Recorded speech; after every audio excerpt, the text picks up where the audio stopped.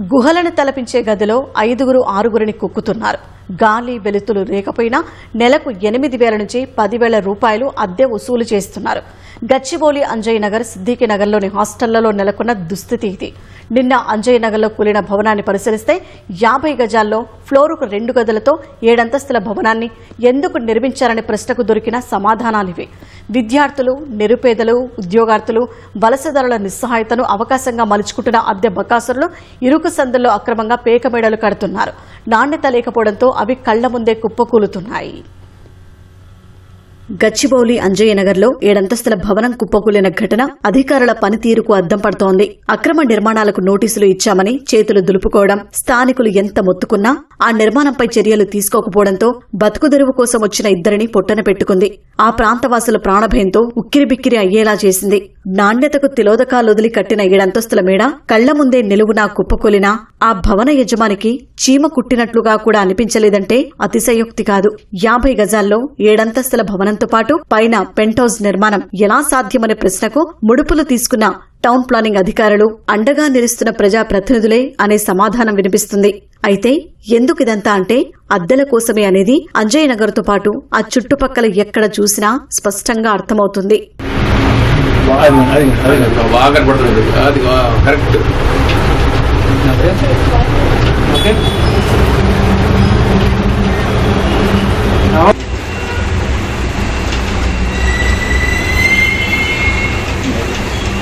అంజయ్య నగర్, సిద్దికి నగర్ చుట్టూ ఐటీ కంపెనీలు రావడంతో బస్తీల్లోని భూముల ధరలకు రెక్కలొచ్చాయి. గజానికి 1,50,000 నుంచి 3,00,000 రూపాయలు పలుకుతోంది. 40-50 గజాల స్థలమున్న ఇరుకు గదులతో 6-7 అంతస్తుల భవనాలను కట్టేస్తున్నారు. ఆ ప్రాంతంలో నిర్మాణ అనుమతి తీసుకోవాలనే ఆలోచన కూడా ఎవరికీ ఉండదు.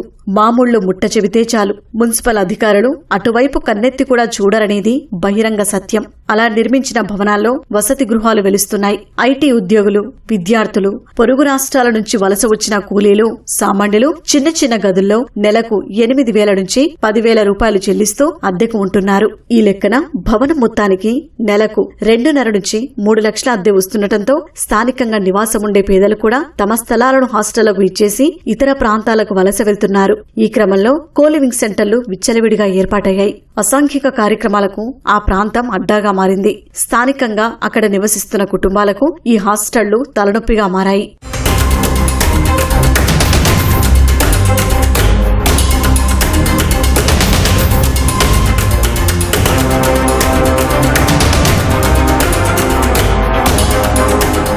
కుప్పకూలిన ఇంటి చుట్టుపక్కల ఉన్న ప్రజలు ఏప్రిల్లోనే అనధికార భవన నిర్మాణంపై సైబరాబాద్ మున్సిపల్ కార్పొరేషన్ అధికారులకు ఫిర్యాదు చేశారు. అప్పుడు భవన నిర్మాణం 3 అంతస్తుల వద్ద ఉంది.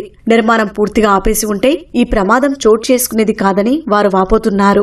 ఇల్లీగల్ కన్స్ట్రక్షన్స్ ఈ ప్రాంతంలో పెరుగుతూనే ఉన్నాయి. 100 గజాలు 50 గజాలలో 8 ఫ్లోర్లు 9 ఫ్లోర్లు వేస్తా ఉన్నారు. మరి మేము అధికారుల దృష్టికి తీసుకెళ్ళినా పట్టించుకోలేవు. ఎందుకంటే అధికారులు కూడా దీంట్లో స్లాబ్కి 5 లక్షలు 10 లక్షలు. సో దీనికి పూర్తి బాధ్యత అధికారులదే. ఇక్కడ నాలాలు కబ్జా అవుతున్నాయి, ఆట స్థలాలు కబ్జా అవుతున్నాయి, శ్మశాన వాటిక కబ్జా అవుతుంది, ఎంఆర్ఓ సంతకం ఫోర్జరీ, మొత్తం అక్రమ నిర్మాణాలు. వాళ్ళదేమో 7 ఫ్లోర్స్ ప్లస్ హైట్లో ఉంది.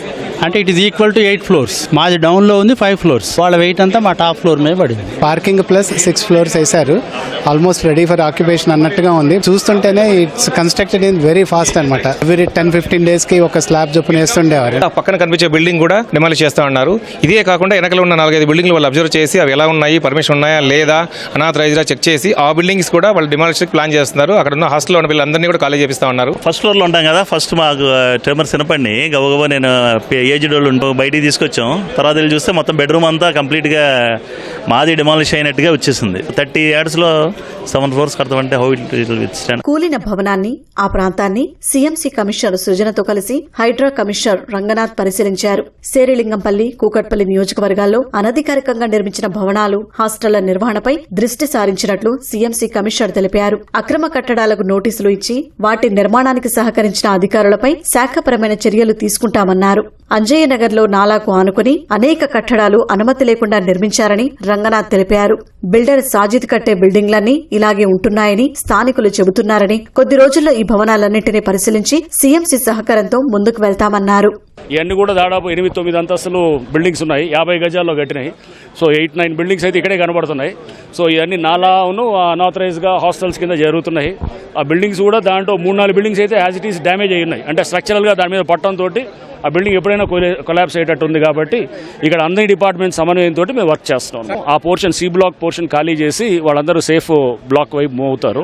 మూవ్ అయ్యి వాళ్ళు దాని స్ట్రక్చరల్ అసెస్మెంట్ చేసిన తర్వాత అప్పుడు చూస్తారన్నమాట. 10 బిల్డింగ్స్లో కన్స్ట్రక్షన్ అయిపోయి 7 అంతస్తులు 8 అంతస్తులు ఉండి కొన్ని దాంట్లో 4-5 బిల్డింగ్లు డ్యామేజ్ అయ్యి తక్కినవి కూడా హాస్టల్స్ అన్నీ వచ్చి ఇవన్నీ నాలా బఫర్ జోన్లో ఉండి ఇవన్నీ అనాథరైజ్డే 50 గజాల్లో 8 అంతస్తులు 7 అంతస్తులు కట్టి ఉన్నాయన్నమాట. దీనికి అన్నిటికీ కూడా సైబరాబాద్ కార్పొరేషన్ వాళ్ళు, టౌన్ ప్లానింగ్ వాళ్ళు ఐడెంటిఫై చేస్తుంటారు. వాళ్ళంతా మేము దాన్ని రిమూవ్ చేస్తుంటాం. నోటీసులు అన్ని వాళ్ళు కార్పొరేషన్ వాళ్ళు చూసుకుంటారు.